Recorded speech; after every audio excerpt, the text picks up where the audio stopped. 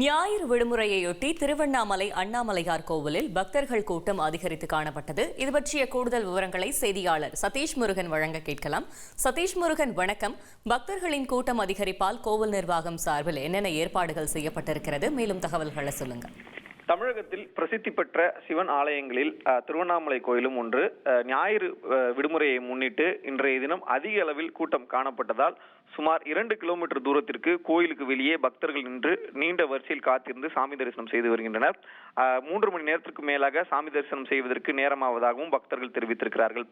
திருவண்ணாமலை அண்ணாமலையார் கோயிலில் இன்று அதிகாலை 4:30 மணியிலிருந்தே நடை திறக்கப்பட்டு உண்ணாமலை அம்மன் உடனாகிய அண்ணாமலையார் மற்றும் பராசக்தி அம்மன் ஆகியோருக்கு சிவாச்சாரியார்கள் வேத மந்திரங்கள் முழங்க சிறப்பு அபிஷேக ஆராதனைகள் நடைபெற்றன. அதிகாலை முதலே பக்தர்கள் அண்ணாமலையார் கோயில் மற்றும் அண்ணாமலையார் கோயில் ராஜகோபுரம் மற்றும் அம்மணியம்மன் கோயில் நுழைவாயில் வழியாக நீண்ட நேரம் வரிசையில் காத்திருந்தனர்.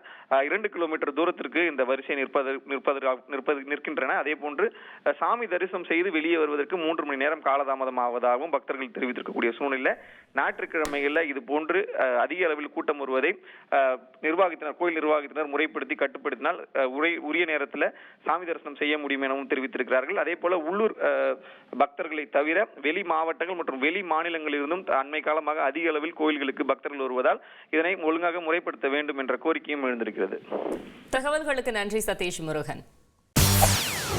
செய்திகளை உடனுக்குடன் தெரிந்து கொள்ள உடனே சப்ஸ்கிரைப் பண்ணுங்க.